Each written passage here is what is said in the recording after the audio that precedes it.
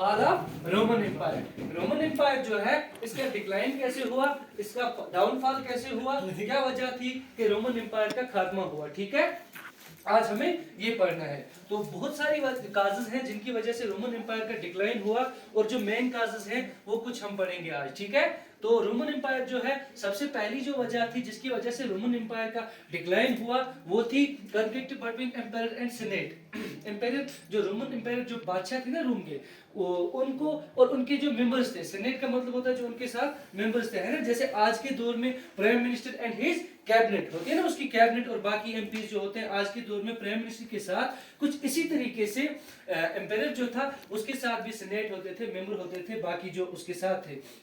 तो उनके और एम्पायर के दरमियान एक किस्म का कॉन्फ्लिक्ट पैदा हुआ, और ये कॉन्फ्लिक्ट जो है it proved fatal for the Roman empire. ये कॉन्फ्लिक्ट जो था ये खतरनाक साबित हुआ। इससे क्या हुआ कि रोमन एम्पायर जो है वो कमजोर होता गया, और जब रोमन एम्पायर कमजोर होता गया it ultimately led the decline of such a mighty empire. इसने एक इतने बड़े एम्पायर का डिक्लाइन कर दिया। क्यों? क्योंकि मैंने आपको पहले भी बताया था कि रोमन एम्पायर जो है ये एक बहुत बड़ा एम्पायर था, ये कोई छोटा एम्पायर नहीं था। It was spread over 3 continents. ठीक है ना, ये नॉर्दर्न अफ्रीका के कुछ पार्ट्स में फैला हुआ था, ये वेस्टर्न एशिया में फैला हुआ था, और ये साउदर्न पार्ट ऑफ यूरोप वहां पे भी फैला हुआ था, जहां से ओरिजिन हुआ था इसका, जहां से ये सिविलाइजेशन, जहां से ये एम्पायर उभरा था, इमर्ज हुआ था। ठीक है ना, रोम इटली से।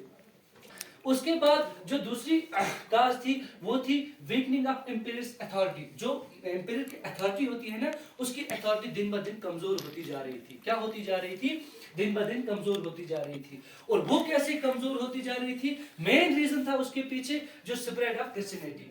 ठीक है, वहां पे जब क्रिश्चियनिटी स्प्रेड होने लगी, उससे क्या हुआ कि अब जो पहले जिस रोमन एम्पायर को पहले गॉड का दर्जा दिया जाता था, जिस रोमन एम्पायर को पहले गॉड का दर्जा दिया जाता था, जब ईसाईयत वहां पे फैल गई, उससे क्या हुआ कि अब रोमन एम्पायर को ईसाईयत का दर्जा न देने की वजह से लोग क्रिश्चियनिटी की तरफ मूव करने लगे, और ये क्रिश्चियनिटी जो थी इसकी पॉपुलैरिटी अब बादशाह से ज्यादा होने लगी। तो इससे क्या हुआ? इसका नतीजा ये निकला कि जो रोमन एम्पायर की अथॉरिटी थी वो भी दिन ब दिन अब क्या हुई? वीकनिंग, डिक्लाइनिंग पोजीशन में आ गई। ठीक है ना, दिन ब दिन कम होती जा रही है वो भी। उसके बाद जो तीसरा रीजन है वो है पॉलिटिकल करप्शन। क्या है?